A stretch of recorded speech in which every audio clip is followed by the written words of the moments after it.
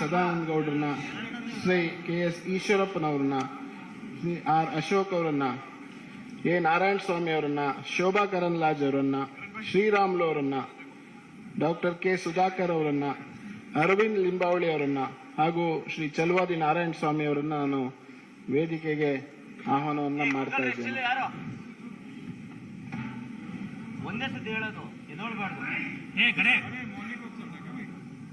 ಎಲ್ಲರಿಗೂ ನಮಸ್ಕಾರ, ಶುಭೋದಯ.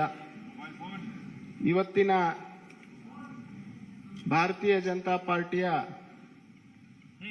ಪ್ರಜಾ ಪ್ರಣಾಳಿಕೆಯ ಬಿಡುಗಡೆಯ ಈ ಒಂದು ಸಂದರ್ಭದಲ್ಲಿ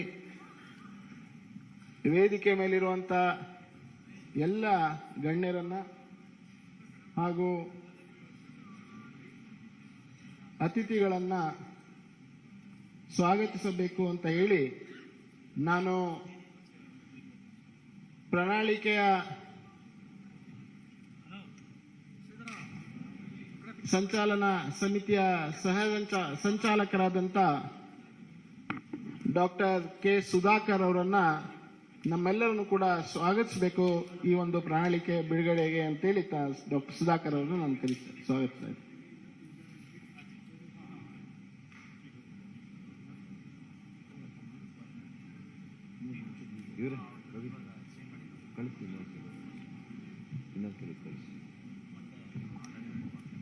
ಎಲ್ಲರಿಗೂ ನಮಸ್ಕಾರ. ನಮ್ಮೆಲ್ಲರ ರಾಷ್ಟ್ರೀಯ ಭಾರತೀಯ ಜನತಾ ಪಕ್ಷದ ಅಧ್ಯಕ್ಷರು ಸನ್ಮಾನ್ಯ ಶ್ರೀ JP ನಡ್ಡಾಜಿ ಅವರೇ, ನಮ್ಮ ನಾಯಕರು ಮಾನ್ಯ ಮುಖ್ಯಮಂತ್ರಿಗಳು ಶ್ರೀ ಬಸವರಾಜ ಬೊಮ್ಮಾಯಿ ಅವರೇ, ಅದೇ ರೀತಿ ನಮ್ಮ ಹಿರಿಯ ನಾಯಕರು, ನಮ್ಮ ನಿಕಟಪೂರ್ವ ಮುಖ್ಯಮಂತ್ರಿಗಳು ಆಗಿರ್ತಕ್ಕಂಥ ಶ್ರೀ BS ಯಡಿಯೂರಪ್ಪಾಜಿ ಅವರೇ, ಅದೇ ರೀತಿ ನಮ್ಮ ರಾಜ್ಯ BJPಯ ಅಧ್ಯಕ್ಷರಾಗಿರ್ತಕ್ಕಂಥ ಮಾನ್ಯ ಶ್ರೀ ನಳಿನ್ ಕುಮಾರ್ ಕಟೀಲ್ ರವರಿಗೆ ಕೂಡ ಈ ಸುದ್ದಿಗೋಷ್ಠಿಗೆ ಸ್ವಾಗತವನ್ನು ಬಯಸ್ತೇನೆ. ನಮ್ಮ ಕೇಂದ್ರ ಸಚಿವರು ನಾಯಕರು ಆಗಿರ್ತಕ್ಕಂಥ ಶ್ರೀ ಪ್ರಹ್ಲಾದ್ ಜೋಶಿ ಅವರಿಗೆ ಕೂಡ ಸ್ವಾಗತವನ್ನು ಬಯಸ್ತೇನೆ. ಮಾಜಿ ಕೇಂದ್ರ ಸಚಿವರು, ಮಾಜಿ ಮುಖ್ಯಮಂತ್ರಿಗಳು ಆಗಿರ್ತಕ್ಕಂಥ ಶ್ರೀ DV ಸದಾನಂದ ಗೌಡರವರಿಗೆ ಕೂಡ ಸ್ವಾಗತವನ್ನು ಬಯಸ್ತೇನೆ. ಮಾಜಿ ಸಚಿವರು, ಹಿರಿಯ ನಾಯಕರು ಆಗಿರ್ತಕ್ಕಂಥ ಈಶ್ವರಪ್ಪನವರು, ಹಿರಿಯ ಸಚಿವರು, ಆತ್ಮೀಯರು ಆಗಿರ್ತಕ್ಕಂಥ ಶ್ರೀ R ಅಶೋಕ್ ರವರು, ಮಾನ್ಯ ಕೇಂದ್ರ ಸಚಿವರಾಗಿರ್ತಕ್ಕಂಥ ಶ್ರೀ A ನಾರಾಯಣ ಸ್ವಾಮಿ ಅವರು, ಮಾನ್ಯ ಕೇಂದ್ರ ಸಚಿವರಾಗಿರ್ತಕ್ಕಂಥ ಕುಮಾರಿ ಶೋಭಾ ಕರಂದ್ಲಾಜೆ ರವರು, ಮಾನ್ಯ ಸಚಿವರಾಗಿರ್ತಕ್ಕಂಥ ಶ್ರೀ B ಶ್ರೀರಾಮ್ಲು ಅವರು, ಮಾಜಿ ಸಚಿವರು, ಹಿರಿಯ ನಾಯಕರಾಗಿರ್ತಕ್ಕಂಥ ಶ್ರೀ ಅರವಿಂದ್ ಲಿಂಬಾವಳಿ ಅವರು, ವಿಧಾನ ಪರಿಷತ್ನ ಸದಸ್ಯರಾಗಿರ್ತಕ್ಕಂಥ ಶ್ರೀ ಚಲವಾದಿ ನಾರಾಯಣ ಸ್ವಾಮಿ ಅವರು, ವಿಧಾನ ಪರಿಷತ್ನ ಸದಸ್ಯರಾಗಿರ್ತಕ್ಕಂಥ KS ನವೀನ್ ಹಾಗೂ ಸಹ ಸಂಚಾಲಕರು ಈ ಪ್ರಣಾಳಿಕೆಯಲ್ಲಿ, ಅವ್ರಿಗೂ ಕೂಡ ನಾನು ಸ್ವಾಗತವನ್ನು ಬಯಸ್ತಾ, ಮತ್ತೊಬ್ಬರು ಕೇಂದ್ರ ಸಚಿವರು ಪ್ರಣಾಳಿಕೆಯಲ್ಲಿ ಬಹಳಷ್ಟು ನಮಗೆ ಸಹಕಾರವನ್ನು ನೀಡಿರ್ತಕ್ಕಂಥ ಶ್ರೀ ಭಗವಂತ್ ಕೂಬಾಜಿರವರಿಗೆ ಕೂಡ ವಿಶೇಷವಾಗಿರ್ತಕ್ಕಂಥ ಸ್ವಾಗತವನ್ನು ಬಯಸ್ತಾ, ಕೇಂದ್ರದಿಂದ ಬಂದಿರತಕ್ಕಂಥ ಅನೇಕ ಹಿರಿಯ ಮುಖಂಡರುಗಳು, ರಾಜ್ಯಸಭಾ ಸದಸ್ಯರುಗಳು, ಸಂಸದರು, ವಿವಿಧ ವಿಭಾಗಗಳ ಮುಖ್ಯಸ್ಥರು ಆಗಿರ್ತಕ್ಕಂಥ ಎಲ್ರಿಗೂ ಕೂಡ ಸ್ವಾಗತವನ್ನು ಬಯಸ್ತಾ, ಇವತ್ತು ಈ ಪ್ರಣಾಳಿಕೆ ಬಿಡುಗಡೆಯ ಒಂದು ಕ್ಷಣಗಣನೆ ಇರೋದ್ರಿಂದ ಇವತ್ತು ನಮ್ಮ ರಾಷ್ಟ್ರೀಯ ಅಧ್ಯಕ್ಷರು, ನಮ್ಮ ಮಾನ್ಯ ಮುಖ್ಯಮಂತ್ರಿಗಳು, ನಮ್ಮೆಲ್ಲ ನಾಯಕರುಗಳು ಕೂಡ ಇವತ್ತು ಬಿಡುಗಡೆ ಮಾಡೋರಿದ್ದಾರೆ. ಇವತ್ತು ತಾವೆಲ್ಲ ಕೂಡ ಈ ಸುದ್ದಿಗೋಷ್ಠಿಗೆ ಬಂದಿರೋದಕ್ಕೆ ಎಲ್ಲ ಮಾಧ್ಯಮ ಸ್ನೇಹಿತರಿಗೆ ನಾನು ವಿಶೇಷವಾಗಿರ್ತಕ್ಕಂಥ ಸ್ವಾಗತವನ್ನ, ಅಭಿನಂದನೆಗಳನ್ನು ಸಲ್ಲಿಸ್ತೇನೆ. ಅದೇ ರೀತಿ ಕಳೆದ ಕೆಲವು ತಿಂಗಳುಗಳಿಂದ ನಮ್ಮ ಪಕ್ಷ ಪ್ರಣಾಳಿಕೆಯನ್ನ ತಯಾರು ಮಾಡುವಾಗ ಇದು ನೈಜತೆಯಿಂದ ಕೂಡಿರಬೇಕು. ಈ ರಾಜ್ಯದ ಪ್ರತಿಯೊಬ್ಬ ವ್ಯಕ್ತಿ, ಪ್ರತಿಯೊಂದು ವಿಭಾಗದಲ್ಲಿ ಕೂಡ ಅವರ ಸಲಹೆಗಳನ್ನು ಪಡೆದು ಅವರಿಗೆ ಉಪಯೋಗ ಆಗುವಂತ ರೀತಿಯಲ್ಲಿ ಈ ನಾಡನ್ನು ಕಟ್ಟಬೇಕು.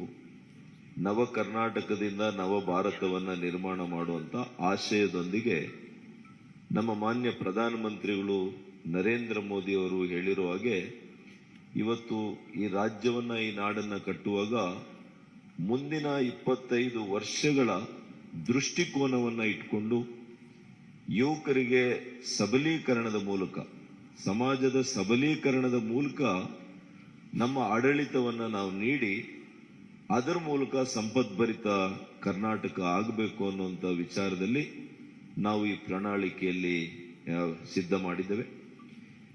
38 ವಿವಿಧ ಕ್ಷೇತ್ರಗಳಲ್ಲಿ ಸುಮಾರು 170 ವಿಧಾನಸಭಾ ಕ್ಷೇತ್ರಗಳಲ್ಲಿ ನಾವು ಸಲಹೆ ಸಂಗ್ರಹವನ್ನ ಮಾಡಿದ್ದೇವೆ. ನಮಗೆ ಆಶ್ಚರ್ಯ ಆಯಿತು. ಇವತ್ತು ಆನ್ಲೈನ್ನಲ್ಲಿ ವೆಬ್ಸೈಟ್ನ ಮೂಲಕ 29,306 ಸಲಹೆಗಳು ನಮಗೆ ಇಲ್ಲಿವರೆಗೂ ಕೂಡ ಬಂದಿದ್ದಾವೆ. ವಾಟ್ಸ್ಆಪ್ ಮೂಲಕ ಬಂದಿದ್ದಾವೆ, ಮಿಸ್ಡ್ ಕಾಲ್ಸ್ ಮೂಲಕ ಬಂದಿದ್ದಾವೆ. ಒಟ್ಟು 6 ಲಕ್ಷ ಸಲಹೆಗಳು ಇವತ್ತು ಇಡೀ ರಾಜ್ಯದಿಂದ ನಮ್ಮೆಲ್ಲ ಏನು ವಿಜಯ ಸಂಕಲ್ಪ ಯಾತ್ರೆ ಕೈಗೊಂಡಾಗ, ಬೂತ್ ಅಭಿಯಾನ ಕೈಗೊಂಡಾಗ, ನಮ್ಮ ವಿಧಾನಸಭೆ ಕ್ಷೇತ್ರದಲ್ಲಿ ನಾವು ಸಲಹಾ ಸಂಗ್ರಹ ಸಮಿತಿ ಸಭೆಗಳನ್ನು ಕೈಗೊಂಡಾಗ ಇವೆಲ್ಲ ಸಲಹೆಗಳು ಕೂಡ ನಮಗೆ ಬಂದಿದೆ. ನಾನು ಕೇಂದ್ರ ಸಚಿವರಿಗೆ, ಕೇಂದ್ರ ನಾಯಕರಿಗೆ ಈ ಸಂದರ್ಭದಲ್ಲಿ ಅಭಿನಂದನೆ ಸಲ್ಲಿಸ್ತೇನೆ. ಸುಮಾರು 17 ರಾಷ್ಟ್ರೀಯ ನಾಯಕರು ಕೂಡ ಈ ನಮ್ಮ ಪ್ರಣಾಳಿಕೆ ಸಿದ್ಧ ಮಾಡುವಂತ ಸಭೆಗಳಲ್ಲಿ ಅವರು ಭಾಗವಹಿಸಿದ್ರು. ಅವರಿಗೆ ವಿಶೇಷ ಕೃತಜ್ಞತೆಯನ್ನ ನಾನು ಅರ್ಪಿಸ್ತೇನೆ. ಅದೇ ರೀತಿ ಆಯಾ ವಿಷಯ ತಜ್ಞರು, ವಿಶೇಷವಾಗಿರ್ತಕ್ಕಂತಹ ಪರಿಣಿತರು, ಇವ್ರ ಕಡೆಯಿಂದ ಕೂಡ ನಾವು ಚರ್ಚೆ ಮಾಡಿ ಸುಮಾರು 900 ಸಲಹೆಗಳು ಅವ್ರ ಕಡೆಯಿಂದ ಕೂಡ ಬಂದಿದ್ದಾವೆ. ಮತ್ತು ಅದರ ಜೊತೆಗೆ 50 ಸೆಕ್ಟೋರಲ್ ಎಕ್ಸ್ಪರ್ಟ್ಸ್ ಅಂತ ಇದ್ರು. ಅವ್ರ ಕಡೆಯಿಂದ ಕೂಡ ನಾವು ಅವರವರ ಕ್ಷೇತ್ರದಲ್ಲಿ ಯಾವ ರೀತಿ ನಮ್ಮ ರಾಜ್ಯಕ್ಕೆ ಒಳಿತಾಗುತ್ತೆ, ಅದು ರೈತರಿಗೆ, ಕೂಲಿ ಕಾರ್ಮಿಕರಿಗೆ, ಬಡವರಿಗೆ, ಇವತ್ತು ಮಕ್ಕಳ ಆರೋಗ್ಯ ವಿಚಾರದಲ್ಲಿ, ಪ್ರತಿಯೊಂದು ಕ್ಷೇತ್ರದಲ್ಲಿ ಕೂಡ ಯಾವ ರೀತಿ ನಾವು ಬದಲಾವಣೆಯನ್ನ ತರಬಹುದು, ಯಾವ ರೀತಿ ಈ ರಾಜ್ಯದ ಪ್ರಗತಿಯನ್ನ ಮತ್ತಷ್ಟು ಉತ್ತುಂಗಕ್ಕೆ ತೆಗೆದುಕೊಂಡು ಹೋಗ್ಬೋದು ಅನ್ನುವಂಥ ನಿಟ್ಟಿನಲ್ಲಿ ವಿಚಾರ ಮಾಡಿ, ಬೇರೆ ಪಕ್ಷಗಳ ರೀತಿಯಲ್ಲಿ ಸುಳ್ಳು ಭರವಸೆಗಳನ್ನು ಕೊಡದೆ, ಇವತ್ತು ಬಿಜೆಪಿಯ ಭರವಸೆ ಮಾನ್ಯ ನರೇಂದ್ರ ಮೋದಿಯವರು ಕಳೆದ 9 ವರ್ಷಗಳು ನಿರಂತರವಾಗಿ ಏನು ಕಾರ್ಯಕ್ರಮಗಳು ಕೊಟ್ಟಿದ್ದಾರೆ, ಈಗಾಗಲೇ ಈ ಎಲ್ಲ ಕಾರ್ಯಕ್ರಮಗಳು ಜನರ ಮನೆ ಬಳಿಗೆ ಇವತ್ತು ತಲುಪಿದೆ. ಅದೇ ಇವತ್ತು ಜನರು ನಮ್ಮ ಮೇಲಿಟ್ಟಿರ್ತಕ್ಕಂಥ ವಿಶ್ವಾಸ. ಹಾಗಾಗಿ ನಮ್ಮ ಭರವಸೆಯಲ್ಲಿ ಅವರಿಗೆ ವಿಶ್ವಾಸ ಇದೆ. ಬೇರೆ ಪಕ್ಷಗಳು ಈ ರೀತಿಯ ಭರವಸೆಗಳನ್ನ ಬೇರೆ ರಾಜ್ಯಗಳಲ್ಲಿ 13 ರಾಜ್ಯಗಳಲ್ಲಿ ಕೊಟ್ಟಿದ್ದಾರೆ. ಆದರೆ ಆ ಪಕ್ಷಗಳನ್ನ ಆ ರಾಜ್ಯಗಳಲ್ಲಿ ತಿರಸ್ಕಾರ ಮಾಡಿದ್ದಾರೆ. ಯಾಕೆ ಅಂದ್ರೆ ಅವರುಗಳ ಮೇಲಾಗ್ಲಿ, ಅವರ ಭರವಸೆಗಳ ಮೇಲಾಗ್ಲಿ ಯಾವುದೇ ಇವತ್ತು ವಿಶ್ವಾಸ ಜನರಿಗೆ ಈ ದೇಶದಲ್ಲಿಲ್ಲ. ಯಾವ ರಾಜ್ಯಗಳಲ್ಲಿ ಅವರು ಆಡಳಿತಕ್ಕೆ ಬಂದಿದ್ದಾರೆ, ಉದಾಹರಣೆಗೆ ರಾಜಸ್ಥಾನ, ಮಧ್ಯಪ್ರದೇಶ, ಸ್ವಲ್ಪ ದಿನ ಮಹಾರಾಷ್ಟ್ರದಲ್ಲಿ, ಅಲ್ಲಿ ಅವರು ಕೊಟ್ಟಂತ 5 ವರ್ಷಗಳ ಹಿಂದೆ ಕೊಟ್ಟಂತ ಭರವಸೆಗಳಲ್ಲಿ ಒಂದು ಭರವಸೆ ಕೂಡ ಅದು ಈಡೇರಿಸಲಿಕ್ಕೆ ಅವ್ರ ಕೈಲಿ ಆಗಿಲ್ಲ. ಹಾಗಾಗಿ ಅವರು ಜನರ ದಿಕ್ಕನ್ನ ತಪ್ಪಿಸುವಂತ ಕೆಲಸ ಅವರು ಮಾಡಿರೋದ್ರಿಂದ ಇವತ್ತು ಜನರು ಅವರನ್ನ ಯಾರು ಕೂಡ ವಿಶ್ವಾಸಕ್ಕೆ ತೆಗೆದುಕೊಳ್ಳುವಂತ ಪ್ರಶ್ನೆ ಇಲ್ಲ. ಇವತ್ತು ನಾವು ಆರೋಗ್ಯಯುಕ್ತ ನಾಡನ್ನ ಮಾಡಬೇಕು, ಸಂಪದ್ಭರಿತ ಮಾಡಬೇಕು. ಯುವಕರಿಗೆ ಅವ್ರ ಕಾಲ ಮೇಲೆ ನಿಂತು ಆರ್ಥಿಕ ಚೈತನ್ಯ ಸಬಲೀಕರಣ ಮಾಡಬೇಕು. ಮಹಿಳೆಯರನ್ನ ಮುಖ್ಯ ವಾಹಿನಿಗೆ ತರಬೇಕು ಮತ್ತು ದಯನೀಯ ಸ್ಥಿತಿಯಲ್ಲಿರ್ತಕ್ಕಂತಹ ವಯೋವೃದ್ಧರು, ಇವತ್ತು ಅಂಗವಿಕಲರು ಮತ್ತು ಇವತ್ತು ವಿಧವೆಯರು, ಇವರಿಗೆ ವಿಶೇಷವಾಗಿರ್ತಕ್ಕಂಥ ಉತ್ತೇಜನವನ್ನ ಇವತ್ತು ನಮ್ಮ ರಾಷ್ಟ್ರೀಯ ನಾಯಕರು, ನಮ್ಮ ಅಧ್ಯಕ್ಷರು, ಮಾನ್ಯ ಮುಖ್ಯಮಂತ್ರಿಗಳು ಏನೆಲ್ಲ ಇವತ್ತು ಘೋಷಣೆಯನ್ನ ಮಾಡ್ತಾರೆ, ಇದು ನೈಜತೆಯಿಂದ ಕೂಡಿರ್ತಕ್ಕಂಥದ್ದು.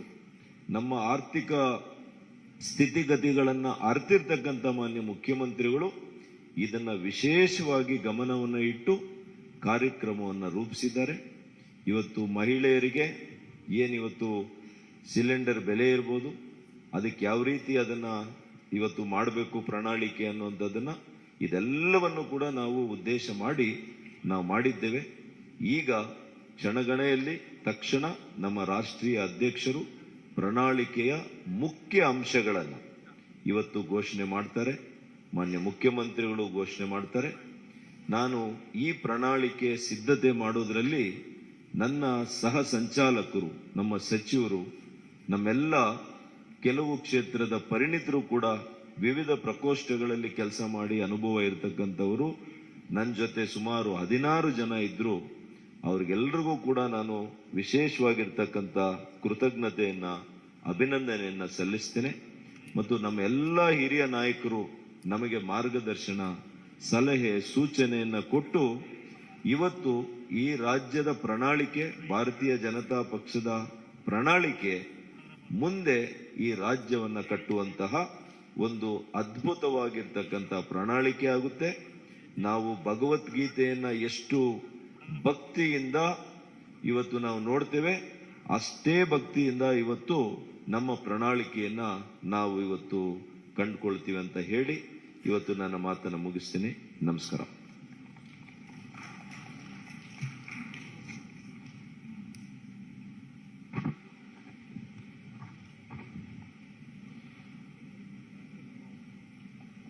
ಈಗ ನಾನು ನಮ್ಮ ರಾಷ್ಟ್ರೀಯ ಅಧ್ಯಕ್ಷ ಆದಂಥ ಸನ್ಮಾನ್ಯ ಶ್ರೀ JP ನಡ್ಡಾಜಿ ಅವರನ್ನ ನಮ್ಮ ಪ್ರಜಾ ಪ್ರಣಾಳಿಕೆಯನ್ನ ಬಿಡುಗಡೆಯನ್ನ ಮಾಡಬೇಕು ಮತ್ತು ವೇದಿಕೆ ಮೇಲಿರುವಂಥ ನಮ್ಮ ಎಲ್ಲ ನಾಯಕರುಗಳು ಕೂಡ ತಮ್ಮ ಮುಂದಿರುವಂಥ ಪ್ರಣಾಳಿಕೆಯನ್ನ ಬಿಡುಗಡೆ ಮಾಡಬೇಕು ಅಂತೇಳಿ ನಾನು ಅವರೆಲ್ಲರಲ್ಲಿ ವಿನಂತಿಯನ್ನು ಮಾಡ್ತೀನಿ. I request honourable national president Shri JP ನಡ್ಡಾಜಿ to kindly release the manifesto of Bharatiya Janata Party.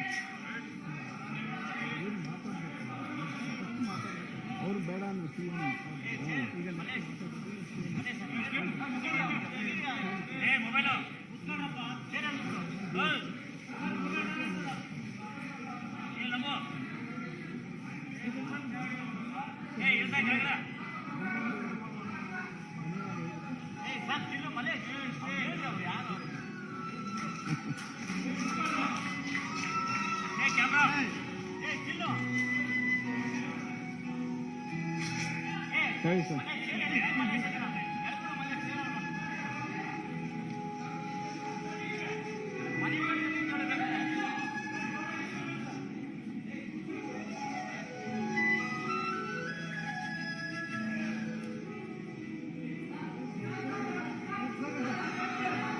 ಇಲ್ಲಿ ಬನ್ನಿ ಸರ್. ಅಣ್ಣ ಒಂದು ಸರಿ ಒಂದು ಸರಿ ಸರ್, ಮುಂದೆ ಸರ್ ಸರ್ ಮುಂದೆ ಬನ್ನಿ ಬೇಗ ಮಾಡಿಸ್ತೀನಿ ಸರ್. ಸರ್ ಸ್ವಲ್ಪ ಹಾಂ ಬನ್ನಿ ನವೀನ್ ಬನ್ನಿ ಸರಿ.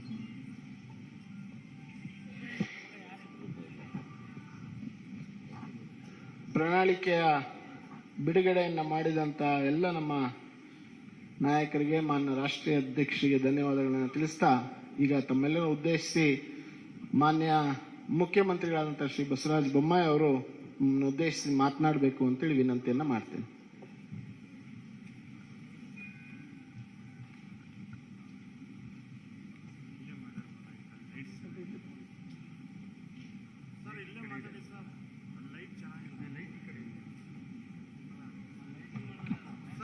ಸರ್ ಲೈಟ್ ಈ ಕಡೆ ಇದೆ ಸರ್, ಈ ಕಡೆ ಬನ್ನಿ, ಈ ಕಡೆ ಬನ್ನಿ ಸರ್, ಲೈಟ್ ಇದೆ ಸರ್, ಅಲ್ಲಿ ಲೈಟ್ ಚೆನ್ನಾಗಿಲ್ಲ.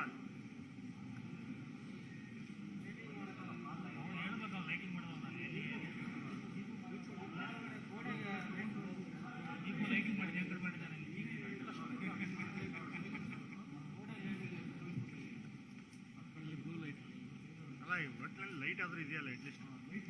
ನಮ್ಮೆಲ್ಲರ ನಾಯಕರು, ರಾಷ್ಟ್ರೀಯ ಭಾರತೀಯ ಜನತಾ ಪಕ್ಷದ ಅಧ್ಯಕ್ಷರಾದಂಥ ಸನ್ಮಾನ್ಯ ಶ್ರೀ JP ನಡ್ಡಾಜಿ ಅವರೇ, ರಾಜ್ಯದ ಭಾರತೀಯ ಜನತಾ ಪಕ್ಷದ ಅಧ್ಯಕ್ಷರಾದಂಥ ನಳಿನ್ ಕುಮಾರ್ ಕಟೀಲ್ ಅವರೇ, ನಮ್ಮೆಲ್ಲರ ಹಿರಿಯ ನೆಚ್ಚಿನ ನಾಯಕರಾದಂಥ ಶ್ರೀ BS ಯಡಿಯೂರಪ್ಪಜಿ ಅವರೇ, ಹಾಗೂ ಮಾಜಿ ಮುಖ್ಯಮಂತ್ರಿಗಳಾದಂಥ ಸದಾನಂದಗೌಡಜಿ ಅವರೇ, ಹಾಗೂ ನಮ್ಮ ಕ್ಯಾಂಪೇನ್ ಕಮಿಟಿಯ ಅಧ್ಯಕ್ಷರಾದಂಥ ಶ್ರೀಮತಿ ಶೋಭಾ ಕರಂದ್ಲಾಜೆ ಅವರೇ,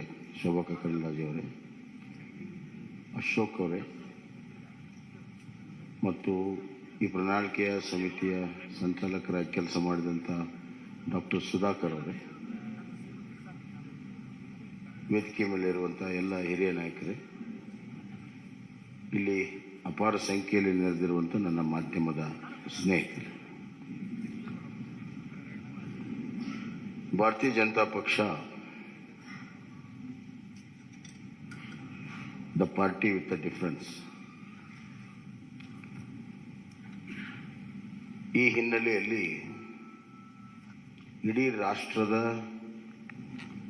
ಆಡಳಿತ ಚುಕ್ಕಾಣಿ ಹಿಡಿದಿರುವಂಥ ಒಂದು ಪಕ್ಷ, ರಾಜ್ಯದಲ್ಲಿ ಆಡಳಿತ ಮಾಡುತ್ತಿರುವಂಥ ಒಂದು ಪಕ್ಷ,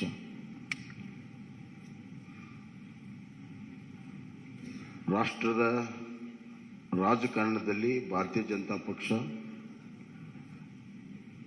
ಬಹಳ ದಿಕ್ಕಸೂಚಿಯ ಪಾತ್ರವನ್ನು ಆಡ್ತಾ ಇದೆ. ಇಂಥ ಒಂದು ಸಂದರ್ಭದಲ್ಲಿ ನಮಗೆ ದೇಶವನ್ನು ಗಮನದಲ್ಲಿಟ್ಕೊಂಡು, ರಾಜ್ಯವನ್ನು ಗಮನದಲ್ಲಿಟ್ಕೊಂಡು ಇವತ್ತು ನಾವು ಪ್ರಣಾಳಿಕೆಯನ್ನು ಮಾಡಬೇಕಾಗುತ್ತೆ ಮತ್ತು ಆಡಳಿತವನ್ನು ಕೂಡ ನಾವು ಮಾಡಬೇಕಾಗುತ್ತೆ.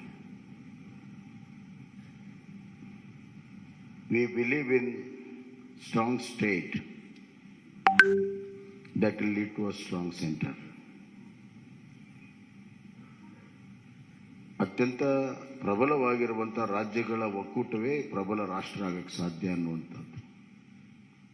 ಹೀಗಾಗಿ ಕರ್ನಾಟಕದ ಅಭಿವೃದ್ಧಿ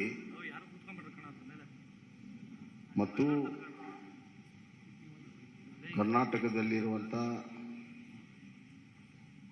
ಆಡಳಿತದ ವ್ಯವಸ್ಥೆ, ಸಾಮಾಜಿಕ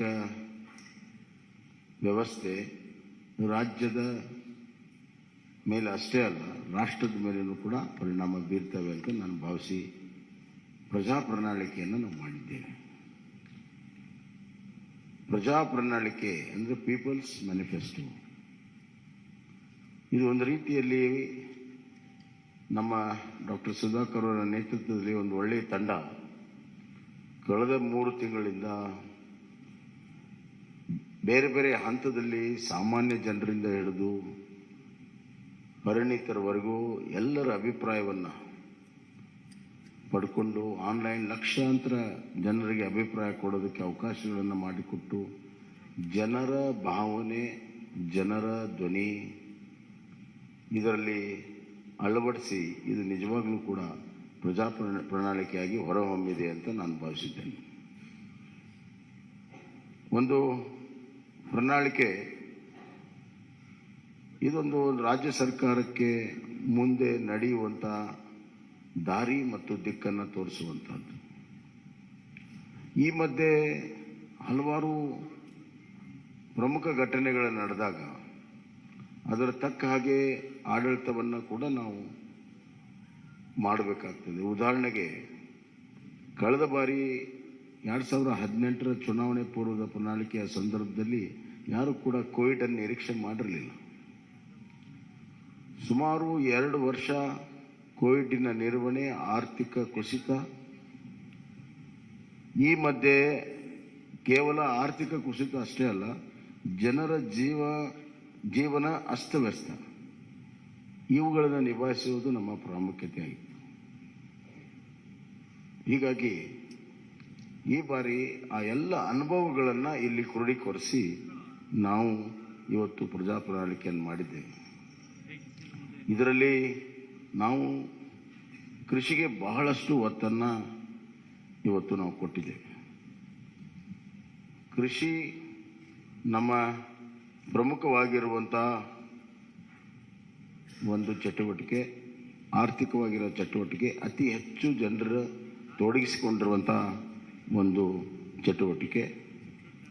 ಹೀಗಾಗಿ ಇವತ್ತು ಕಿಸಾನ್ ಸನ್ಮಾನ್ ಯೋಜನೆಯಿಂದ ಹಿಡಿದು ರೈತ ವಿದ್ಯಾನಿಧಿವರೆಗೂ ಹಲವಾರು ಕೃಷಿ ಯೋಜನೆಗಳನ್ನು ಈಗಾಗಲೇ ನಾವು ಮಾಡಿದ್ದೇವೆ ಮತ್ತು ನಮ್ಮ ಬಜೆಟ್ನಲ್ಲಿಯೂ ಕೂಡ ಕೃಷಿಗೆ ಭಾಳಷ್ಟು ಒತ್ತನ್ನು ಕೊಟ್ಟಿದ್ದೇವೆ.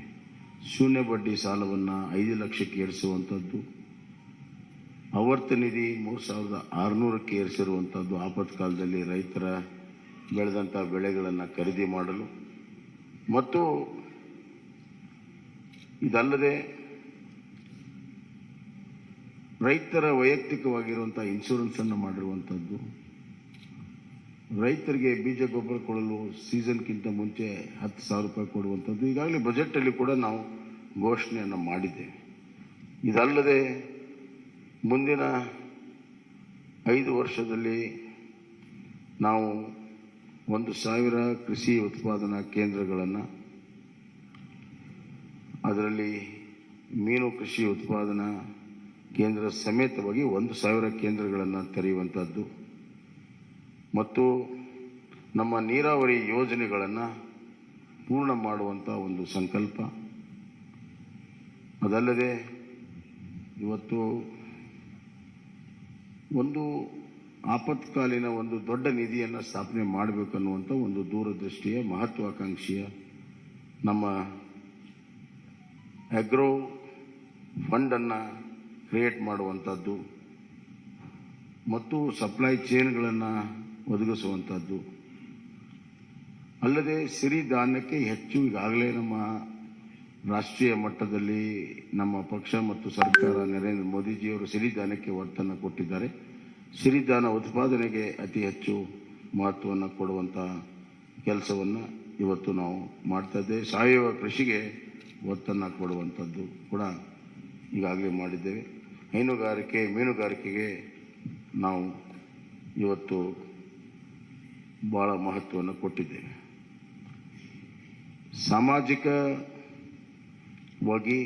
ಬಡವರ ಕಲ್ಯಾಣಕ್ಕಾಗಿ ನಾವು ಭಾಳಷ್ಟು ಮಹತ್ವವನ್ನು ಕೊಟ್ಟಿದ್ದೇವೆ. ಸಬ್ಕೆ ಸಾಥ್ ಸಬ್ಕಾ ವಿಕಾಸ್, ಸಬ್ಕಾ ವಿಶ್ವಾಸ್ ಮತ್ತು ಸಬ್ಕಾ ಪ್ರಯಾಸ್ ಅಂತ ಏನು ಪ್ರಧಾನಮಂತ್ರಿಗಳು ಹೇಳಿದ್ದಾರೆ, ಆ ನಿಟ್ಟಿನಲ್ಲಿ ಇವತ್ತು ಬಡವರಿಗಾಗಿ ವಿಶೇಷವಾಗಿರುವಂಥ ಒಂದು ಕಾರ್ಯಕ್ರಮವನ್ನು ಕೊಟ್ಟಿದ್ದೇವೆ. ಅದರಲ್ಲಿ ಪ್ರಮುಖವಾಗಿ ಇವತ್ತು ನಾವು ನಗರ ಪ್ರದೇಶದಲ್ಲಿ 5 ಲಕ್ಷ ಮನೆ, ಗ್ರಾಮೀಣ ಪ್ರದೇಶದಲ್ಲಿ 10 ಲಕ್ಷ ಮನೆ, ಪರ್ ಯೂನಿಟ್ ಕಾಸ್ಟ್ ಮನೆಯದು 5 ಲಕ್ಷ ರೂಪಾಯಿಗೆ ಏರಿಸಿದ್ದೇವೆ. 2 ಲಕ್ಷದಿಂದ 5 ಲಕ್ಷ ರೂಪಾಯಿಗೆ ಈಗಾಗಲೇ ಇದೆ, ಅದನ್ನು 5 ಲಕ್ಷ ರೂಪಾಯಿಗೆ ಏರಿಸಿದ್ದೇವೆ. ಎರಡನೇದಾಗಿ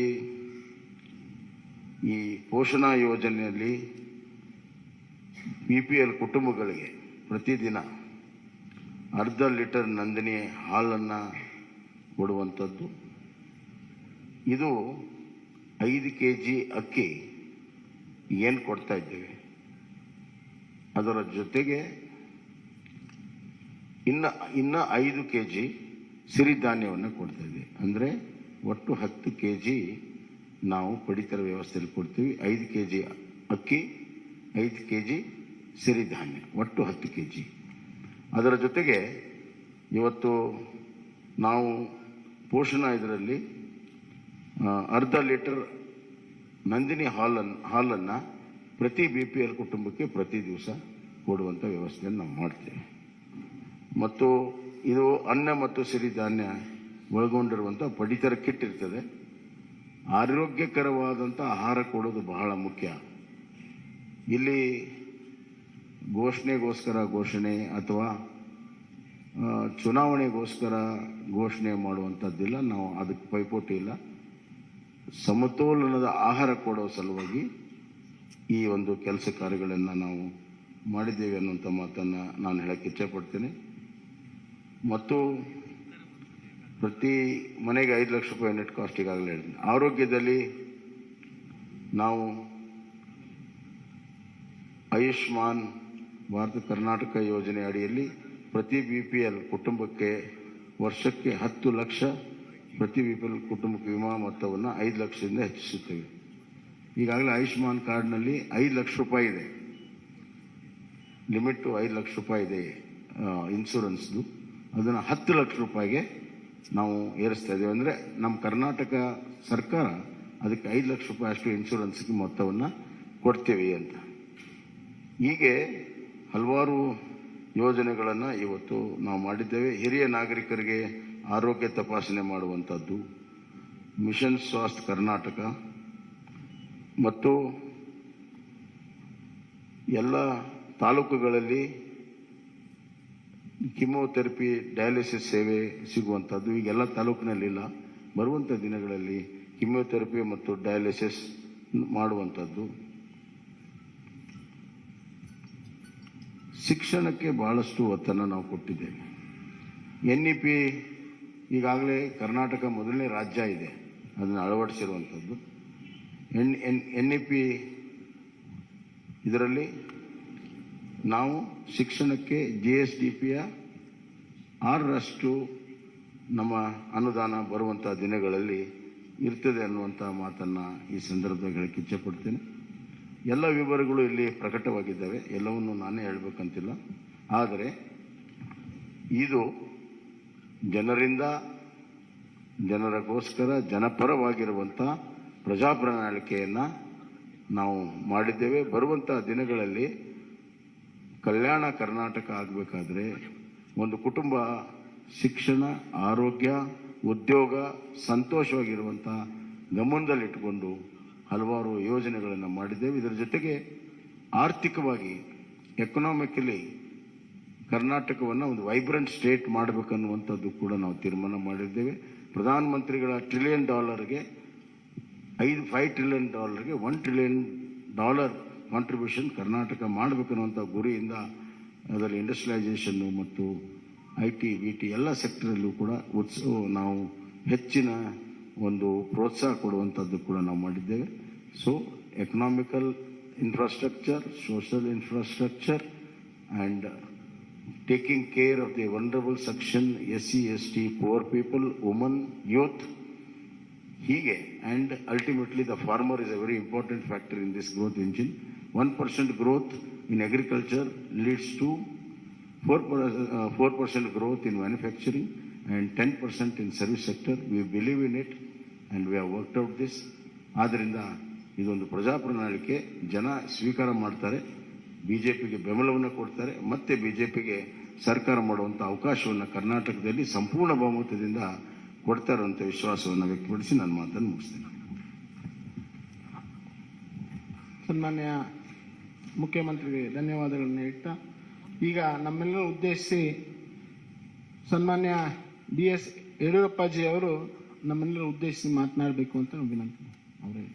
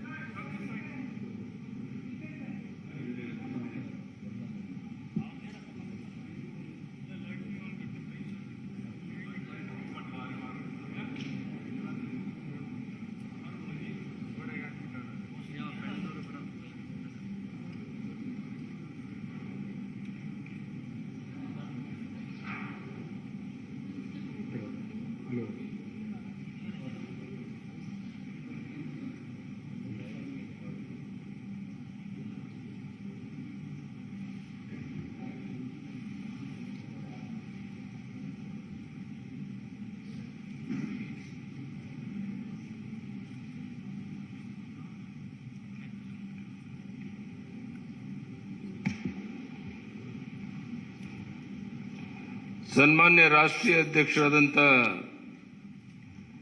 JP ನಡ್ಡಾಜಿಯವರೇ, ಮಾನ್ಯ ನಳಿನ್ ಕುಮಾರ್ ಕಟೀಲ್ ಅವರೇ, ಪ್ರಹ್ಲಾದ್ ಜೋಶಿ ಅವರೇ, ಆರ್ ಅಶೋಕ್ ಅವರೇ, ಮಾನ್ಯ ಸುಧಾಕರ್ ಅವರೇ, ಶೋಭಾ ಕರಂದ್ಲಾಜೆ ಅವರೇ, ಅರವಿಂದ್ ಲಿಂಬಾವಣಿ ಅವರೇ, ಭಗವಂತ ಕೋಬಾ ಅವರೇ, ಚೆಲುವಾದಿ ನಾರಾಯಣ ಸ್ವಾಮಿ ಅವರೇ, ಎಲ್ಲ ಮಾಧ್ಯಮದ ಮಿತ್ರರೇ, ಬಹುಶಃ ಈಗಾಗಲೇ ಮುಖ್ಯಮಂತ್ರಿಗಳು ತಿಳಿಸಿದಂತೆ ಅತ್ಯಂತ ಒಳ್ಳೆಯ ಒಂದು BJP ಪ್ರಜಾ ಪ್ರಣಾಳಿಕೆಯನ್ನು ಇವತ್ತು ಬಿಡುಗಡೆ ಮಾಡಿದ್ದೇವೆ. ಎಲ್ಲ ವರ್ಗದ ಜನರಿಗೆ ಅನುಕೂಲ ಆಗೋ ರೀತಿಯಲ್ಲಿ ರೈತರ, ಮಹಿಳೆಯರ ಸಬಲೀಕರಣವನ್ನು ಕಣ್ಮುಂದೆ ಇಟ್ಕೊಂಡು ಈ ಬಡ್ಜೆಟನ್ನು, ಈ ಒಂದು ಪ್ರಜಾ ಪ್ರಣಾಳಿಕೆಯನ್ನು ಬಿಡುಗಡೆ ಮಾಡಿದ್ದೇವೆ. ರಾಜ್ಯದ ಉದ್ದಗಲಿಕ್ಕೆ ಇದರ ಮಾಹಿತಿಯನ್ನು ತಿಳಿಸೋದ್ರ ಮೂಲಕ ಮತ್ತೊಮ್ಮೆ ಕರ್ನಾಟಕದಲ್ಲಿ BJP 125-130 ಸೀಟನ್ನು ಗೆದ್ದು ಸರ್ಕಾರವನ್ನು ರಚನೆ ಮಾಡುವಂಥದ್ದು ನಿಶ್ಚಿತ. ಆ ದಿಕ್ಕಿನಲ್ಲಿ ಈ BJP ಪ್ರಜಾ ಪ್ರಣಾಳಿಕೆ ತುಂಬ ಅನುಕೂಲಕರವಾಗಿದೆ. ಇದೆಲ್ಲವನ್ನ ಜನರಿಗೆ ಮನವರಿಕೆ ಮಾಡುವಂಥ ದೊಡ್ಡ ಜವಾಬ್ದಾರಿ ನಮ್ಮ ಕಾರ್ಯಕರ್ತರ ಮೇಲಿದೆ. ಅದನ್ನು ಮಾಡಿ ಈ ಬಾರಿ ದೊಡ್ಡ ಒಂದು ಅಂತರದಲ್ಲಿ ನಾವು BJPಯನ್ನು ಗೆಲ್ಲಿಸಿ, ನಾನು ಹೇಳ್ತಾ ಇರ್ತೇನೆ ಯಾವಾಗಲೂ, ಸೂರ್ಯಚಂದ್ರ ಇರೋದೆಷ್ಟು ಸತ್ಯನೋ ಅಷ್ಟೇ ಸತ್ಯ. BJP ಮತ್ತೊಮ್ಮೆ ಕರ್ನಾಟಕದಲ್ಲಿ 125-130 ಸೀಟನ್ನು ಗೆದ್ದು ಅಧಿಕಾರಕ್ಕೆ ಬರುವಂಥದ್ದು ನಿಶ್ಚಿತ. ಅದಕ್ಕೆ ಪೂರಕವಾದಂಥ BJP ಪ್ರಜಾ ಪ್ರಣಾಳಿಕೆಯನ್ನು ಜನ ಸ್ವಾಗತ ಮಾಡ್ತಾರೆ. ಎಲ್ಲ ವರ್ಗದ ಜನರ ಕಣ್ಮುಂದೆ ಇಟ್ಕೊಂಡು ಈ ಪ್ರಣಾಳಿಕೆಯನ್ನು ಬಿಡುಗಡೆ ಮಾಡಿದ್ದೇವೆ. ಇದನ್ನು ಜನ ಸ್ವೀಕಾರ ಮಾಡ್ತಾರೆ ಅಂತ ಹೇಳೋ ವಿಶ್ವಾಸ ನನಗಿದೆ. ರಾಜ್ಯದ ಉದ್ದಗಲಿಕ್ಕೆ ಈ ಪ್ರವಾಸ ಮಾಡುವಂಥ ಸಂದರ್ಭದಲ್ಲಿ ಇಲ್ಲಿರುವಂಥ ನಮ್ಮ ಪ್ರಣಾಳಿಕೆಯ ಪ್ರಮುಖ ವಿಷಯಗಳನ್ನು ಜನರಿಗೆ ಮನವರಿಕೆ ಮಾಡುವಂಥ ಪ್ರಯತ್ನವನ್ನು ಮಾಡ್ತೇವೆ. ಧನ್ಯವಾದ. ನಮಸ್ಕಾರ.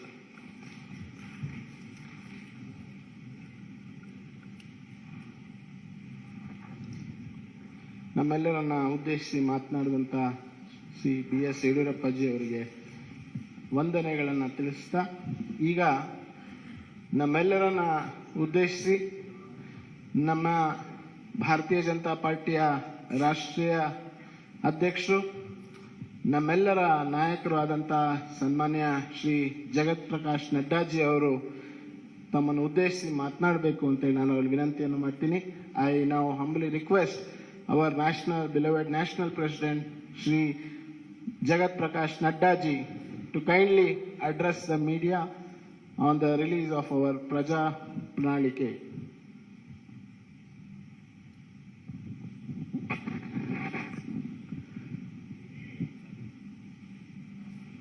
Our very senior leader and the member of the BJP National Parliamentary Board and ex-Chief Minister of Karnataka, respected BS Yediyurappa, our very dynamic Chief Minister who is leading the state, Shri Basavaraj Bomaiji, our very active and people and workers friendly President Shri Nalin Katilji, our Minister in the central government, and my colleague in the Lok Sabha, Shri Prahlad Joshi ji, my senior colleague, ex-Chief Minister and an ex-Minister in the Government of India, Shri Sadanand Gowda ji, Minister in the Government of India and the Chairman of the Campaign Committee, Kumari Shobha Karanlaje ji, Shri Ashwat Narayan Swami ji, Shri Bhagwat Kuba ji,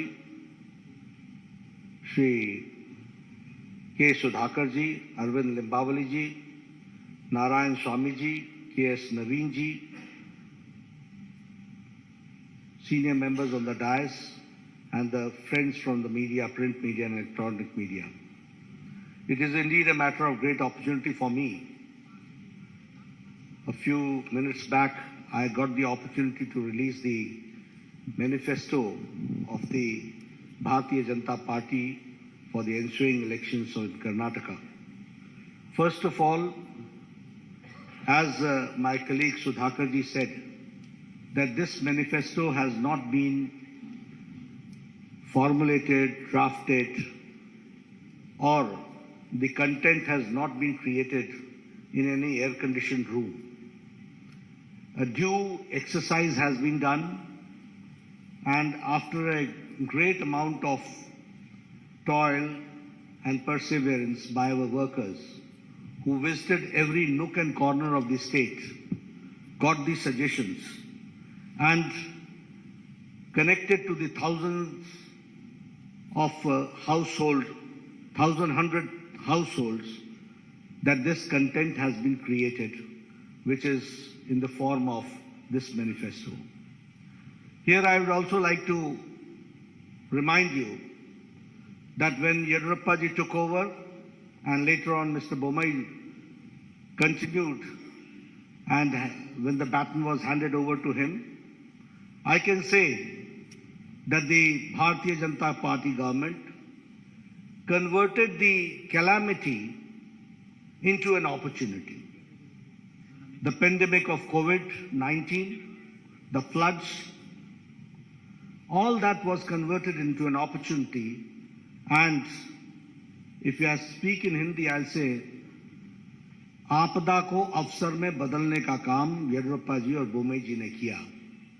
And because of that, we can say that now Karnataka is reaching a 1 trillion economy that we have to understand. One thing more I would like to say here is about the 6 years of the Indian National Congress misrule, where the good work done by Bharatiya Janata Party was a great setback because of the reverse gear government of Siddaramaiah, which ruled the state. We should also remember that during Siddaramaiah's regime, it was the looting of the natural resources, it was letting the criminal and antisocial elements run amok, and appeasing a certain section of the society only to consolidate their vote bank and playing the politics of vote bank. When I talk about the reverse gear government, we remember 2014 to 2019, where all the good policies of Prime Minister Modi's government was brought to halt in Karnataka. And that was a black day when the Karnataka saw. Here I would like to explain in detail also, because you will say that I'm giving a very passing, sweeping statement.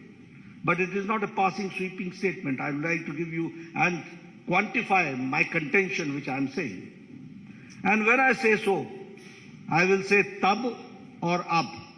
Then and now, we have to understand the difference.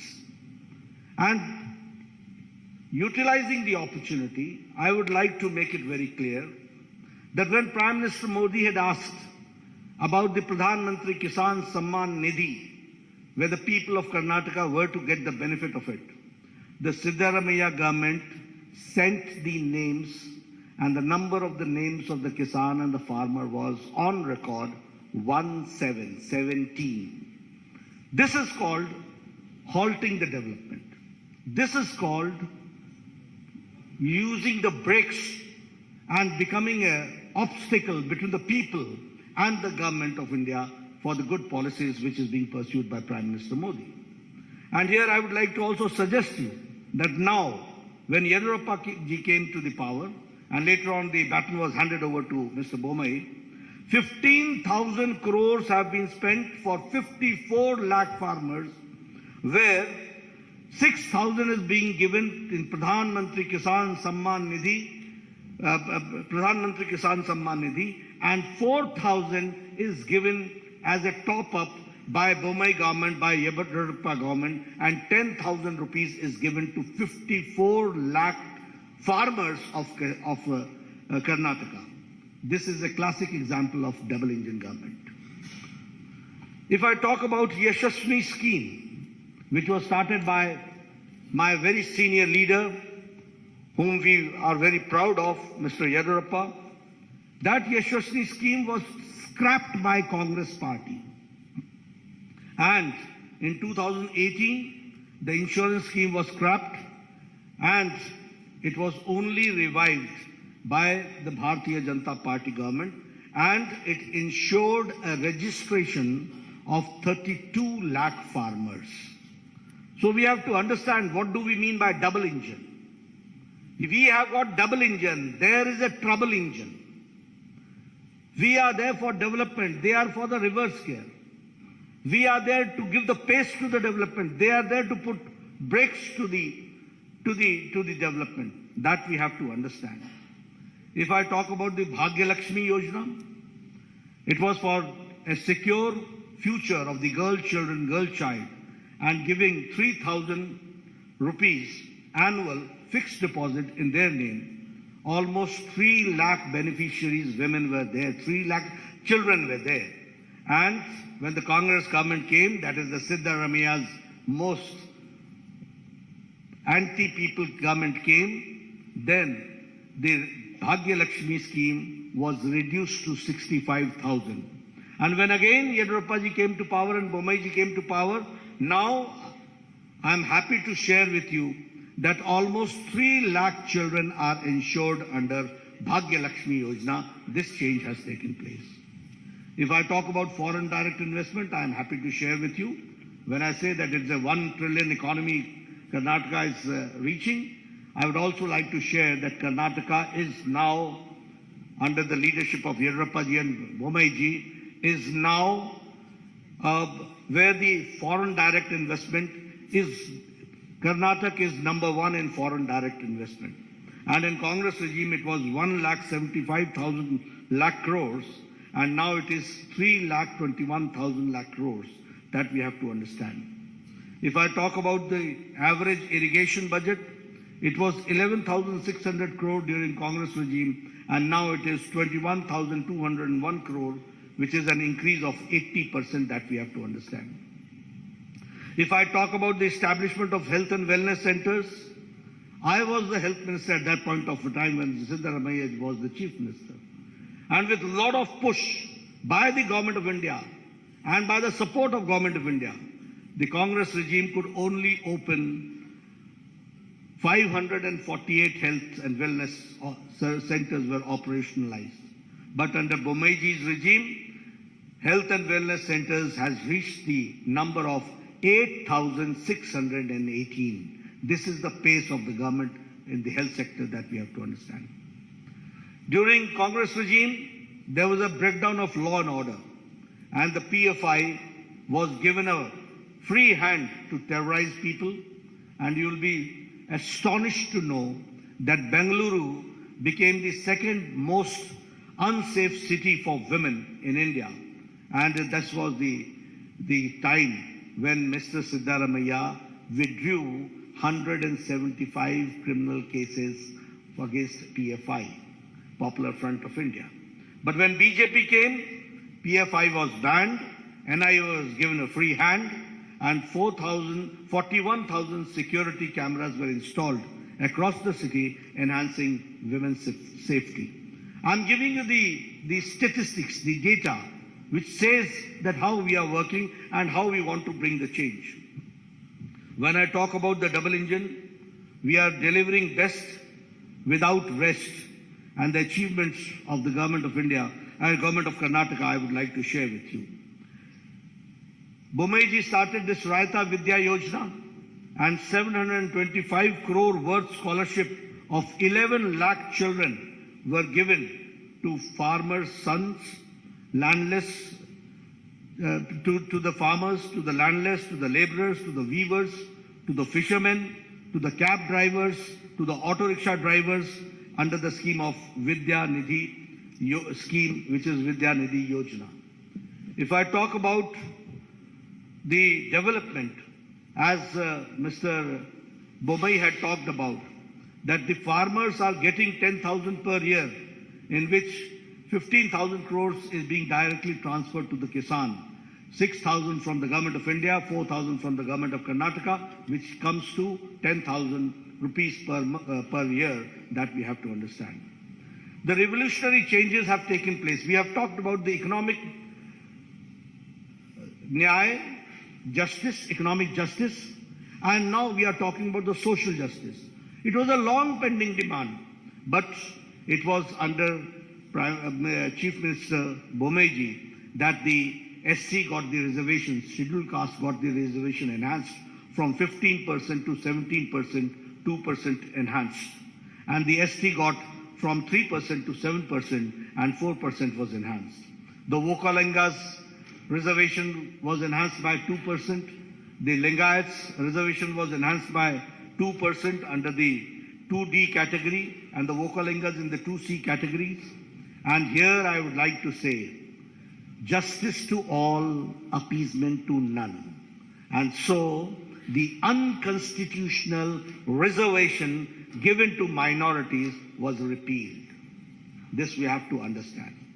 And the double engine government delivered justice to the long pending issues. I'm talking about the long pending issues, which no government had the audacity to even touch these issues. They ignored it once for all. But when BJP government came, we tried to resolve, and the Upper Bhadra lift irrigation project, which was allocated the first installment of 5,300 crores and by the union budget. And the same way, Kalasa Banduri project, the state budget gave 1,000 crores. And if I talk about the Upper Krishna phase 3, 5,000 crores were given and were allocated. The same way, expedited the Bengaluru suburban railway pending for 40 years, for 4 decades, and 15,000 crores for it was allocated. The same way, the long pending 3,526 unrecorded Lambani Tandas and Kurba Hatis were declared as new revenue villages, and they were given the Hak Patras, which we call as the Haku Patras, and 1,75,000 beneficiaries have benefited out of it. This I'm talking how the long pending, long standing demands have been meted out, that I'm sharing with you. The same way, the 5,000 crore rupees were given to KKRDB in the state budget in this year 2023-24 for formed Kittur Kannada Development Authority. And after Modi government introduced the national education policy in 2020, I would like to share with you that the Karnataka government and the education department in implementing the national education policy is number 1. That we have to understand. The same way, 1 IIT, 4 medical colleges, 7 medical universities, and 2 triple ITs have also been established in the state of Karnataka. If I talk about the Arogyakara Karnataka, the best state in the country by establishing 8,618 health and wellness centers. 270 sanctioned Namma clinics have started functioning, including 108 in the Bengaluru itself. If I talk about, which Bomeji also talked about, is about the 1,38,000 Ayushman Bharat Arogya Karnataka have been issued. Here you see the Ayushman Bharat and the Arogya Karnataka, both together have taken care of the common man, that we have to understand, and 37 lakh poor people have availed this facility. If I talk about the super specialty, you will be astonished to note that the super specialty hospital in Kumta, multi-specialty hospital in Sirsi, 8 super specialty blocks costing 150 crore in Karnataka, Institute of Medical Sciences, Hubli, and critical care blocks in Kolar, in Bagalkot, in Yadgiri, in Gadag, in Chikmagaluru, Ramnagara, Vijayanagara, and Doda Balapura has been established, that we have to understand. If I talk about the Karnataka, which attracted 3.21 lakh, as I said, in the FDI, foreign direct investment. I would like to share with you how things work and how governments work.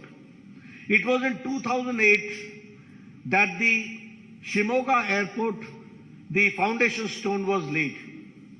And in 2013, when Sitaramaiah came, it was full brakes were applied.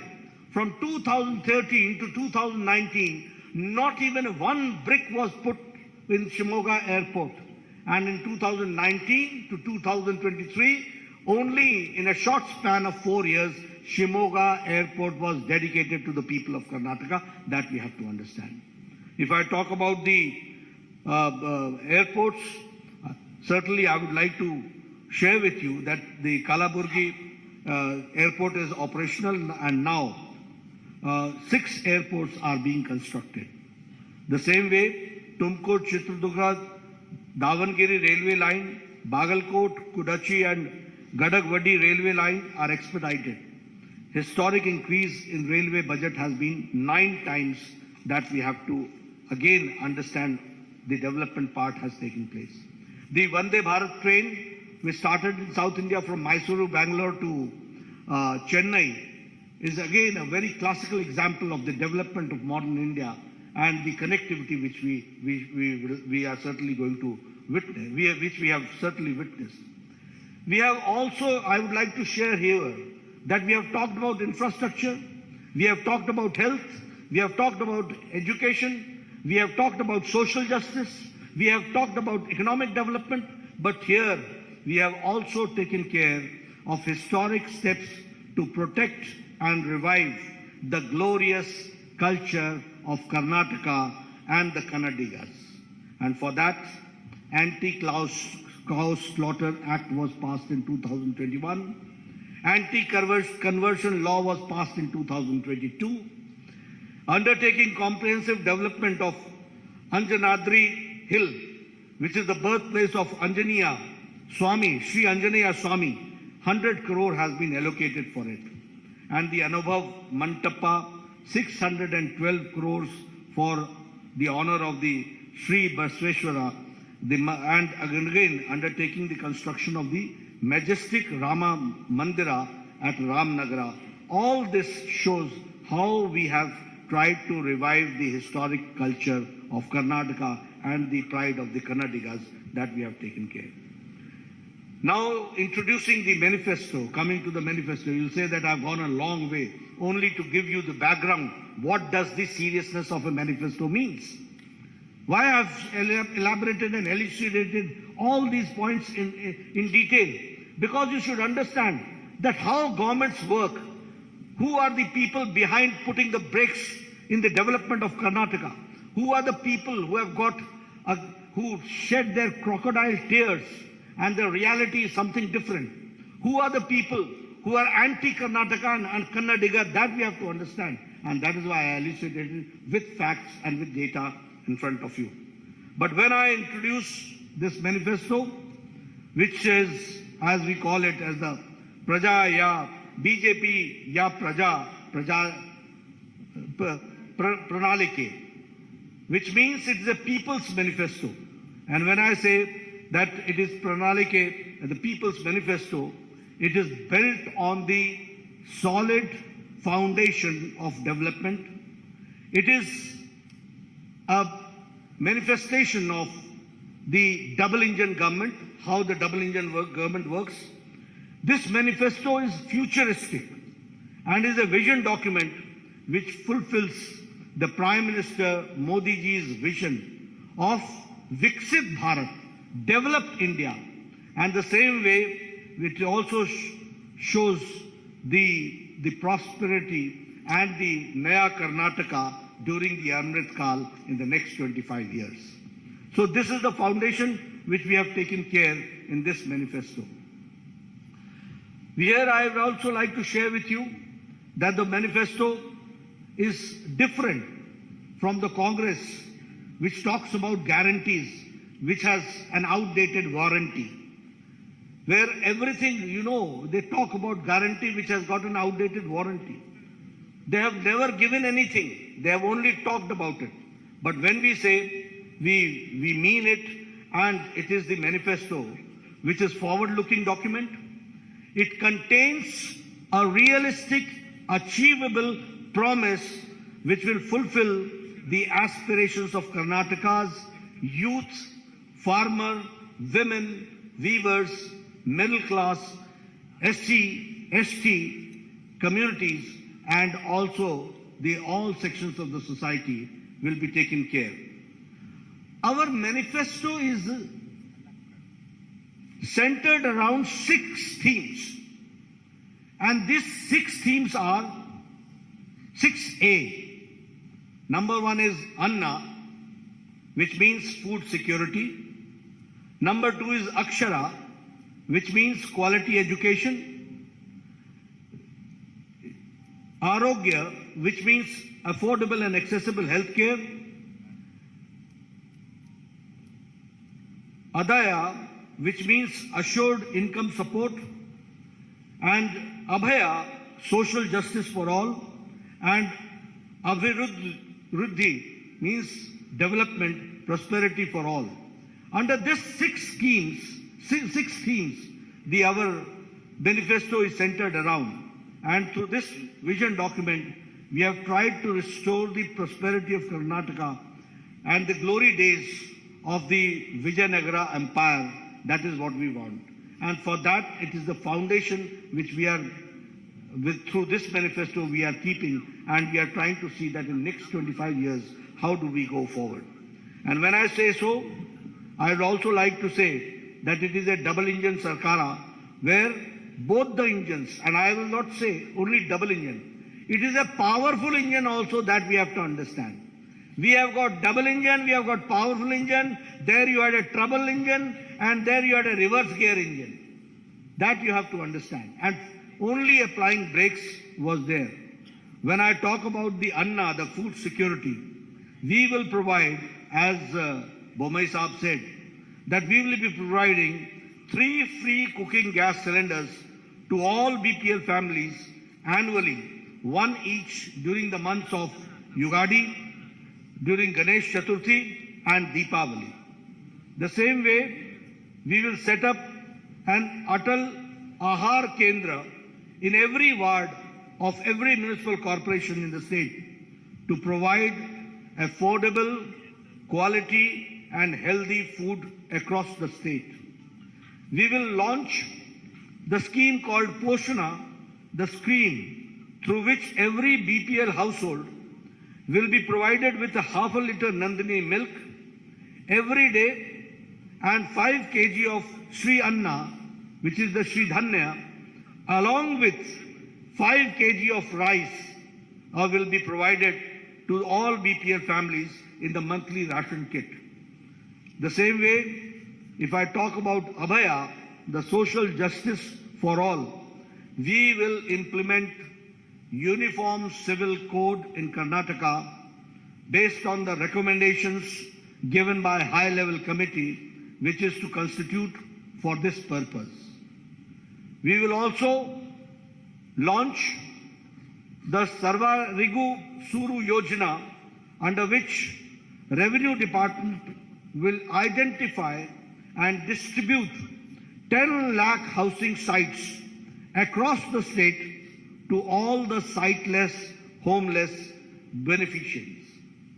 We will also launch the Onake Obava Samajik Nyaya Nidhi, a scheme through which we will provide a matching grant, a deposit of 10,000 on 5-year fixed deposit made under the scheme for women of SC and ST households. Under this scheme of social justice, we will improve the ease of living of the apartment residents in Bengaluru and elsewhere by constituting a Karnataka Residents Welfare Consultative Committee to reform the Karnataka Apartment Ownership Act of 1972 and to modernize the grievance redressal mechanism. If I talk about the Akshara, the third main pillar and the theme, which is the quality education, we will introduce Vishweshwaraya Vidya Yojana, under which state government will partner with individuals and with institutions for holistic upgradation of the government schools and to make them top-class standards. We will launch a Samanvaya scheme which will, in collaboration with SMEs and ITIs, and generate dynamic ecosystem of education and employment for all talented young professionals. We will provide a career support to all aspirational youth for providing financial incentives for students to pursue their coaching in IAS, in KS, in banking and in government jobs.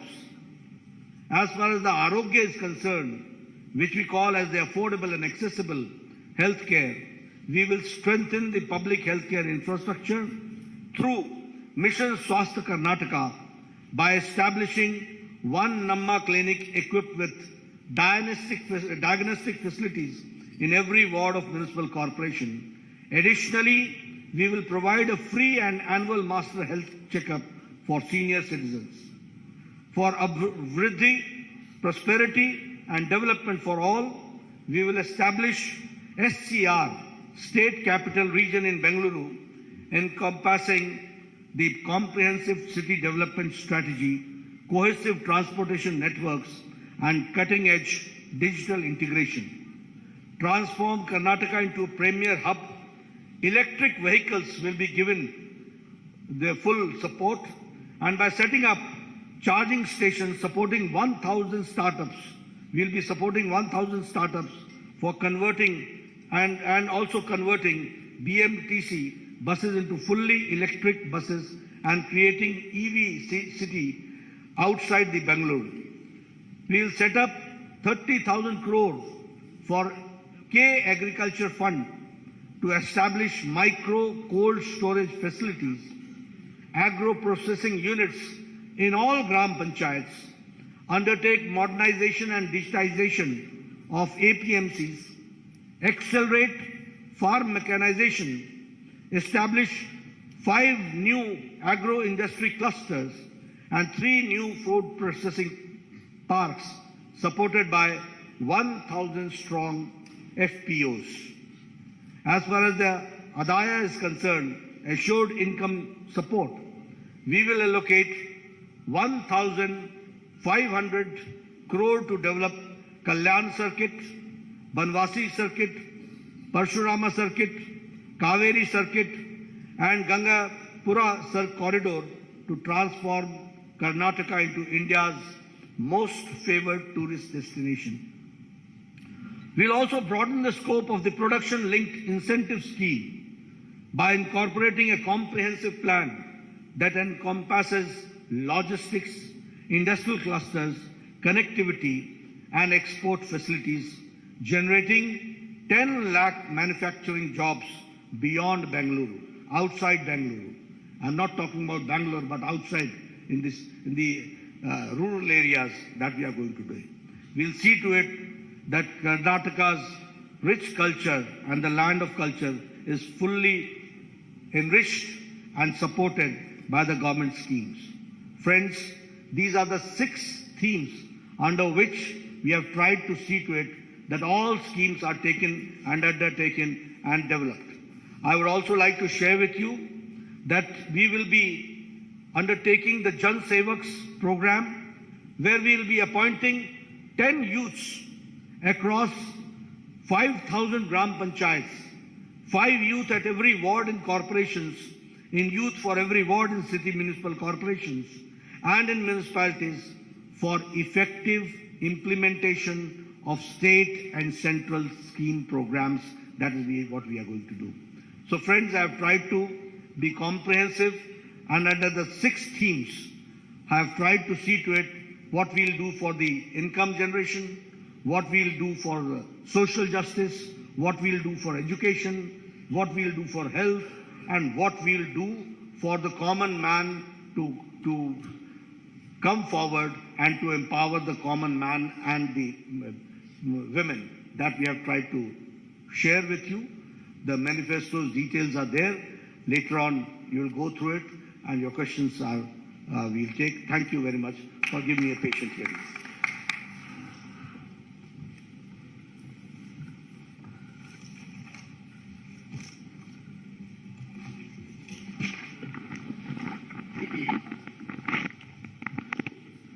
6 ಪ್ರಮುಖ ಸೂತ್ರಗಳ ತಲೆಹದಿಯಲ್ಲಿ ನಮ್ಮ ಪ್ರಜಾ ಪ್ರಣಾಳಿಕೆಯ ಇವತ್ತು ಬಿಡುಗಡೆಯನ್ನು ಮಾಡಿ ನಮ್ಮೆಲ್ಲರನ್ನ ಉದ್ದೇಶಿಸಿ ಮಾತನಾಡಿದಂಥ ನಮ್ಮ ರಾಷ್ಟ್ರೀಯ ಅಧ್ಯಕ್ಷರಾದಂಥ ಸನ್ಮಾನ್ಯ ಶ್ರೀ JP ನಡ್ಡಾಜಿ ಅವರಿಗೆ ನಾನು ಧನ್ಯವಾದಗಳನ್ನು ಸಮರ್ಪಣೆಯನ್ನು ಮಾಡಿ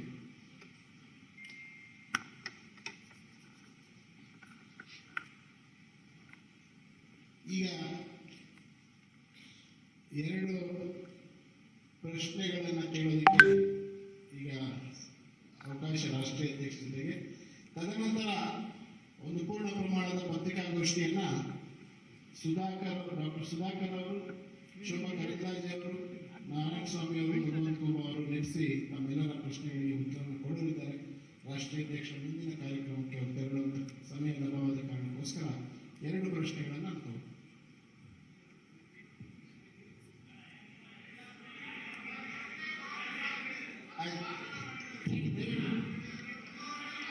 ಹಲೋ